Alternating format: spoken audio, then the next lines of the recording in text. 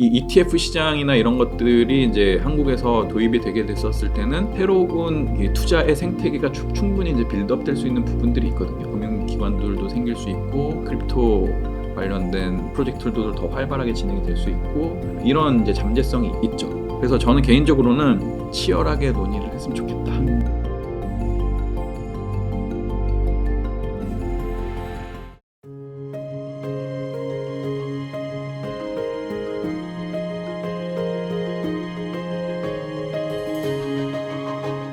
어젠가 오늘인가 트럼프가 네. 자기네가 대통령 되면 CBDC를 폐지시킬 거다. 정말요?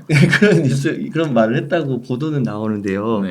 그 만약에 이 금융의 최강국인 미국 정부가 원한다면 이 비트코인도 전 세계에서 지금 이 정도인데 사라질 수 있는 건가요? 유동성이 하락하면서 네. 가격이 하락할 수는 있을 것 같아요. 그러면서 이제 뭐 비트코인에 대한 시장이 좀 침체될 수는 있겠죠. 만약에 뭐 미국이 금지를 하게 된다라고 한다면. 근데 비트코인을 소멸시킬 방법이 없습니다. 그건 어떤 의미예요? 그러니까 비트코인을 사람들이 생산하고 거래하고 그다음에 이렇게 트랜잭션을 일으키는 것들을 소멸시킬 수 있는 수단이 없어요. 뭐 예를 들어서 미국이라는 나라가 미국이라는 국가가 개인의 금 보유를 금지하겠다라는 것들은 할 수 있잖아요. 막 집집마다 조사하면서 금 갖고 있으면은 저희 몰수하고 뭐 이렇게 할 수 있잖아요. 그렇죠. 그런데 비트코인은 그렇게 못해요. 그렇죠? 그렇죠. 무형이니까. 네, 무형이니까. 네, 그리고 못하기 때문에 이거는 뭐 누군가가 어떤 국가나 어떤 기관이 강제적으로 금지한다고 얘기만 할 뿐 강제할 수는 없는 거죠. 그렇게. 네. 그다음에 또 한 가지 재밌는 특징은 뭐냐면은 네. 비트코인 시스템은 아까 채굴이라는 얘기도 말씀드렸지만 CPU, GPU, 전기 이 컴퓨팅 파워만 제공이 되면 언제든지 생산할 수 있습니다. 네. 누구나. 이걸 어떻게 시키겠어요? 그렇군요. 네. 그러면은 비트코인을 없앨 수 없으면, 그러니까 가격 조정, 그런 발언을 했을 때 가격 조정은 있을 수 있지만 네. 근본적으로 사라지기는 어렵고. 굉장히 재밌는 포인트가 그거예요. 그래서 그렇게 해서 이제 가격이 확 떨어지잖아요. 그렇게 해서 사람들은 그것에 대한 많은 사람들은 투자로 바라봤었던 그런 사람들은 이제 그 시장을 떠날 수 있죠. 관심을 끌 수 있어요. 가격 확 떨어지니까. 네, 가격 떨어질 수 있어요. 그런데 어떤 일이 발생되냐면은 비트코인을 채굴하는 거는 더 쉬워져요. 많은 사람들이 떠날 거니까. 많은 사람들이 떠날 거니까. 그래서 또 한 앞으로 과거에 한 5년 전, 10년 전으로 돌아가서 또 비트코인을 나는 채굴을 할래. 라는 사람들은 언제든지 생길 수 있고 그렇구나. 그러면서 이것을 또 트랜잭션을 해서 보낼 수 있고 이런 일들이 생길 수 있는 거죠. 와, 그러네요. 이게 거의 수요와 공급이 또 그렇게 연결이 되는 거네요. 네. 야, 재밌네요. 그러면은 앞으로도 뭐 일시적인 가격의 변동은 있을 수 있겠지만 이 암호화폐계, 뭐 비트코인, 이더리움 이런 거는 점점 더 생태계는 커질 거라고 보세요. 이 비트코인과 그다음에 이더리움이 나오고 나서 이제 흔히 저희가 이제 ICO라는 것들을 경험을 하잖아요. 그러니까 이런 것의 의미를 제가 한번 생각을 해보니까 어떤 거냐면은 기술과 사업 개발이 본격화되기 이전에, 그러니까 기술과 사업 개발이 본격화되기 이전에 흔히 이제 그 화이트 페이퍼 백서라는 거를 쓰면서 우리가 이런 프로젝트를 할 거니까 여기에다가 우리의 그 프로젝트 자금을 지원해 보면 어떨까요? 이게 ICO거든요. 네. 기술과 사업 개발이 본격화되기 이전에 이 프로젝트에 대해서 자본 조달의 영역으로 저는 자리 잡는 것 같아요. 이 크립토가 이거는 누군가가 이게 그 기술이나 사업 개발이 본격화되기 이전에 어떤 회사에서 투자를 할 수도 있고 뭐 저 시드 투자를 할 수도 있고 그다음에 뭐 벤처 투자를 할 수도 있고 이렇잖아요. 네. 그러니까 그런 것들이 닿지 않는 수많은 프로젝트가 있었을 때 그것의 자본 조달의 창구가 되게 될 것 같습니다.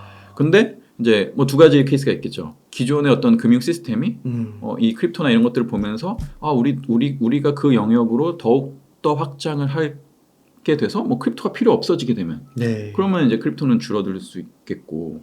근데 이제 전통의 금융 시스템이나 이런 것들이 좀 그런 그 잠재적인 어떤 새로운 프로젝트의 시도나 이런 것들의 어떤 자본 조달 수단을 제공하지 않는다면, 근데 그것이 분명히 가치가 있는 거라면, 그러면 이제 크립토는 커지겠죠.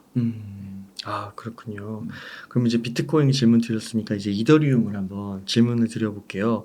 그 비트코인 그 현물 ETF 통과했을 때 이더리움 가격이 확 올랐거든요. 오히려 네. 그걸 두고 이제 알트코인의 시대가 오는 것인가, 이더리움의 시대가 오는 것인가. 또 어떤 분들은 2024년에 이더리움이 좀 유망하다 이렇게 얘기를 하시는데 좀 어떻게 생각하세요? 유동성이 순환하는 효과가 있을 것 같아요. 그러니까 이제 비트코인이 시세가 ETF의 이런 재료를 바탕으로 해가지고 이제 시세가 많이 올랐고 거기에서 차익 수익을 본 투자자들이 다른 부분들에 대해서도 또 뭐 이런 기대감이 있을 수 있지 않나? 아니면은 이제 전원적인 뭐 주식시장에서도 순환매라는 그런 이제 포인트로 많이 바라보시잖아요. 네. 근데 이제 그런 효과는 있을 것 같습니다. 특히 이제 이더리움 같은 경우에는 일부에서 ETF를 신청한 경우가 있으니까 그래서 똑같이 이제 ETF가 현물 ETF가 도입될 경우에는 같은 시세가 같은 현상이 반복될 것이다라고 이제 예견할 수는 있겠죠. 그런데 결국 근데 이렇게 본연의 가치를 증명하지 못하면은 이거는 이런 효과는 이제 유동성에 의한 효과는 약하거나 심지어 없을 수도 있다라고 생각이 돼요. 그래서 여쭤보신 그 알트 시장의 어떤 본격화가 그 강세가 본격화될 거냐 이 부분에 대해서는 저는 약하거나 없을 수도 있다라고 생각합니다. 다 사람들이 학습했거든요. 그러니까 예전에 비트코인이 오르고 이더리움이 오르고 그다음에 알트코인이 올랐었을 때 이게 그 본연의 어떤 그 가치 창출하는 것들이 없었을 때는 굉장히 좀 빠르게 그 거품이 해소되는 그런 것들을 다 알고 있잖아요. 그러니까 지나면 지날수록 이제 그런 효과는 약하겠죠. 네. 그렇군요. 학습 효과 때문에. 네. 네. 그러면 비트코인 현물 ETF 이거 승인 통해서 지금 가격은 비트코인은 좀 떨어졌는데 그 일각에서는 아직 그 유입량이 자금이 크게 안 들어왔다고 얘기를 하더라고요. 네. 근데 앞으로 점점 들어올까요? 그러니까 미국에서 이제 그 ETF가 도입됐다라고 하는 거는 현물 기반으로 하는 ETF가 도입됐다라고 하는 거는 기관 투자가들이 크립토 자산을 이제 포트폴리오 운용의 그 자산의 한 축으로 담기에 굉장히 용이해졌다, 안전해졌다라는 것들을 의미하는 거거든요. 네. 그래서 미국의 기관 투자가들의 어떤 그 자금 유입이 저는 있을 거라고 생각합니다. 조금 더 진행될 거라고 봅니다.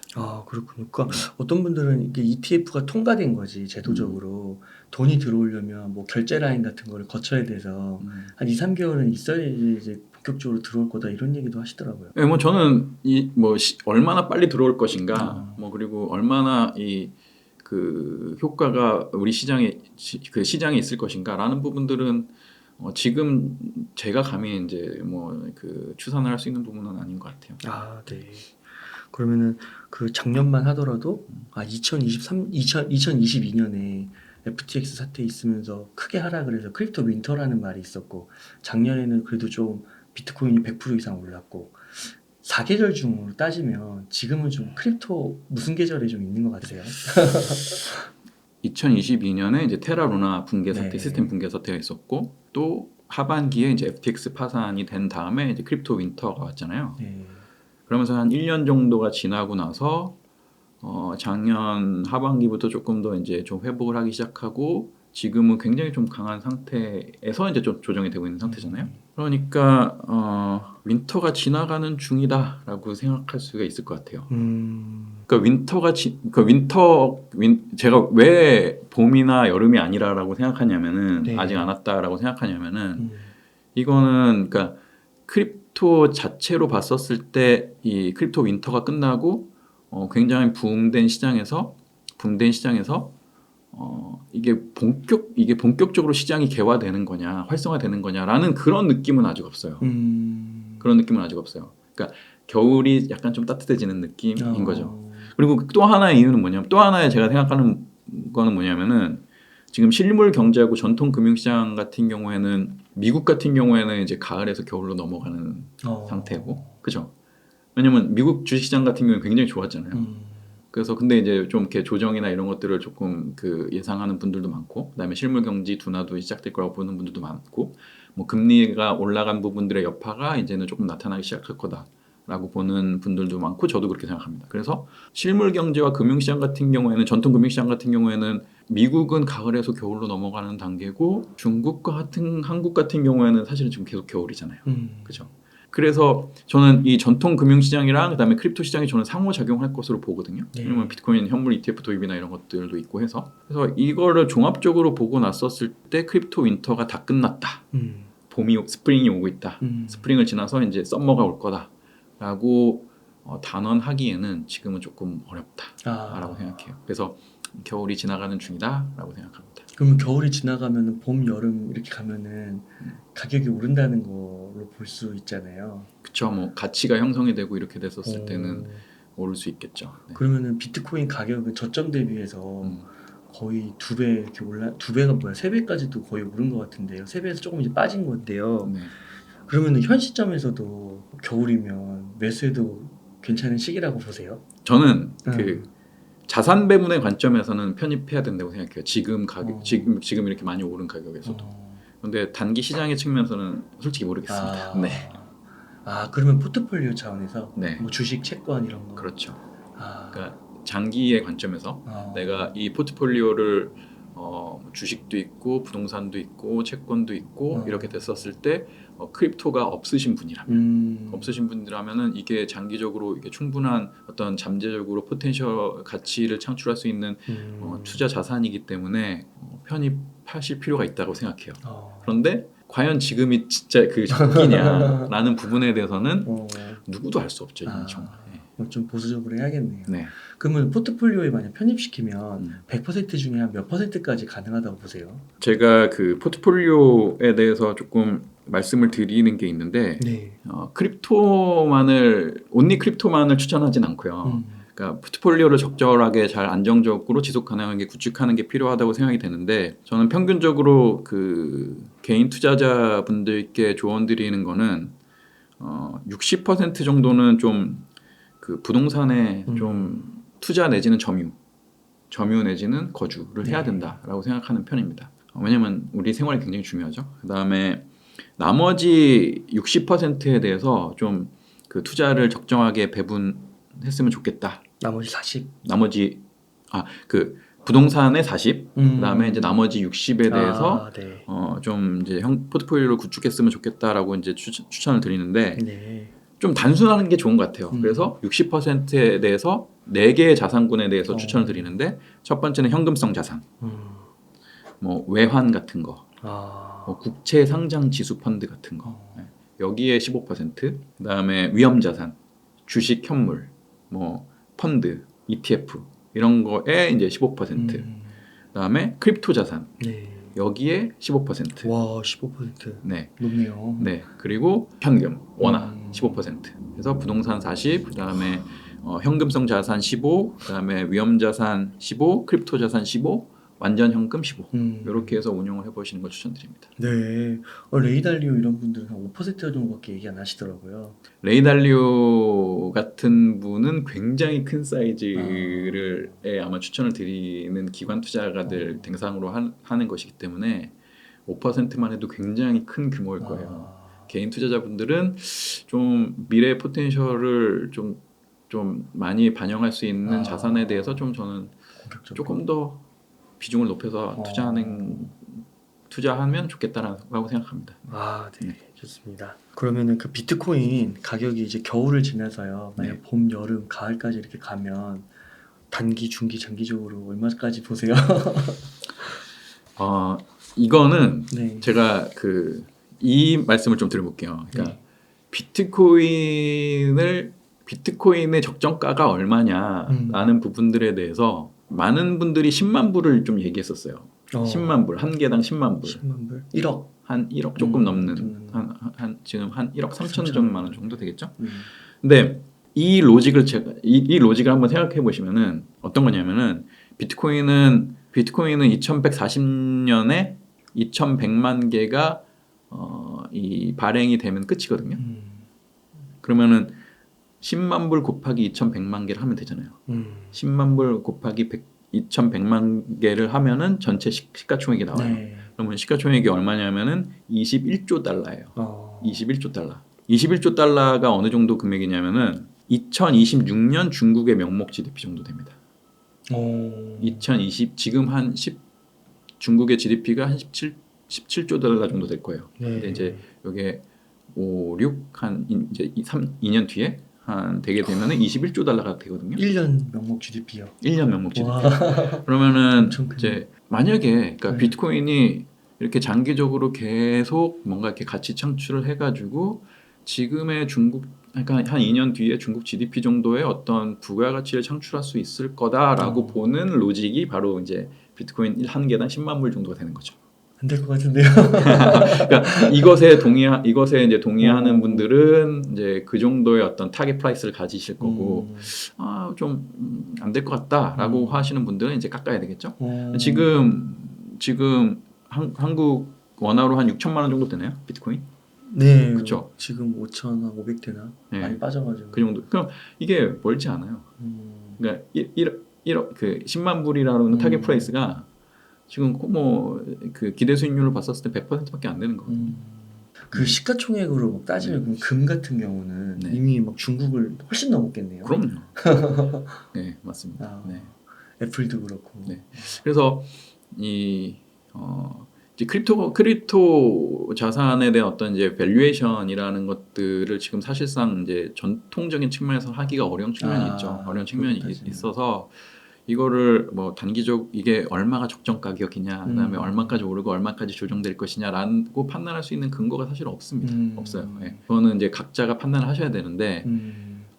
이 비트코인이 만드는 어떤 그런 이제 장기적인 궁극적인 가치가 어느 정도가 될 것이다라고 한번 이제 생각을 해보시고 거기에 각자 나름의 논리를 가지시면 좋을 것 같아요. 그러니까 이게 부가가치라고 얘기하시니까 사실 뭐 금도 그렇잖아요.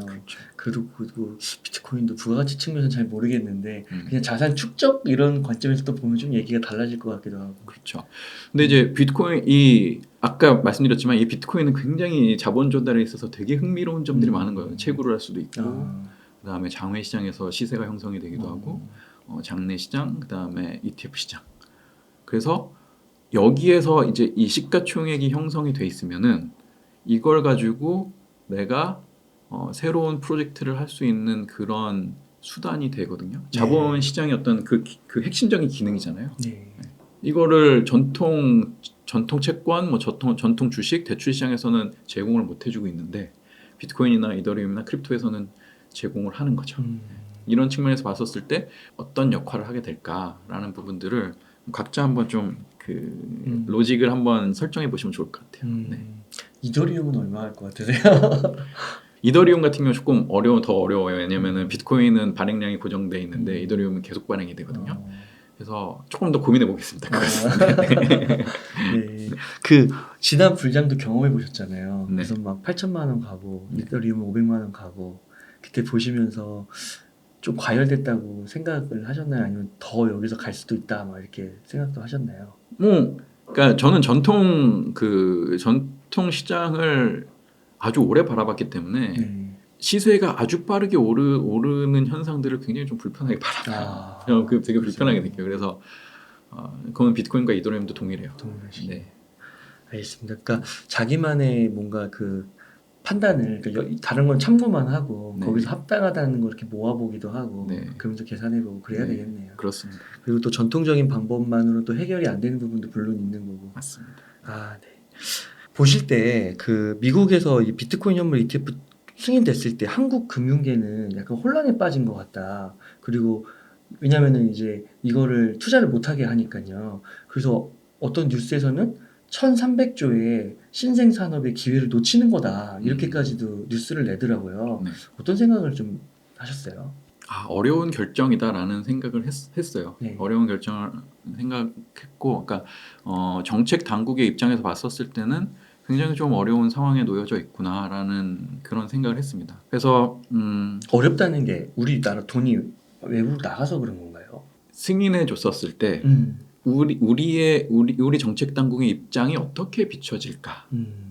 과연 비트코인을 우리는 그러면은 이제 전통 이 금융시장에서 허용하게 될 것이냐? 라는 부분들에 대해서 어떻게 비춰질까? 그리고 이것이 이제 사실은 그 한국 같은 경우에는 그 개인 투자에 대한 것들이 굉장히 좀 크잖아요. 이렇게 참여하는 부분들도 많고. 맞아요. 그래서 이 부분이 어떤 영향을 미치게 될까?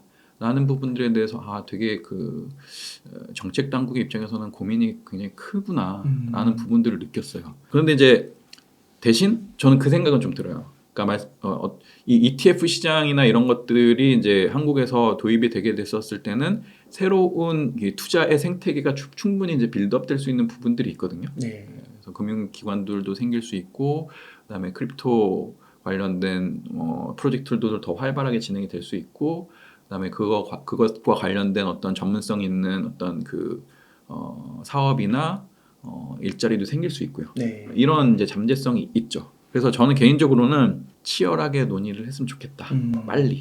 빨리 치열하게 논의를 해서 이 기초 자산에 대한 법적 제도적 준비가 좀 완비가 됐으면 좋겠고요. 네. 그래서 손실 위험도 분명히 크지만 상승 포텐셜도 분명히 있는 비트코인이나 크립토에 대한 ETF가 거래될 수 있기를 희망합니다.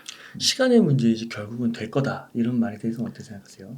모르겠어요. 그것은 모르겠어요. 그러니까 이것을 이제 결정하는 그 결정에 대해서 될 거다라고 제가 감히 전망을 할 수는 없을 것 같아요. 네. 결정을 해야 되는 문제라서. 네, 좋습니다. 네.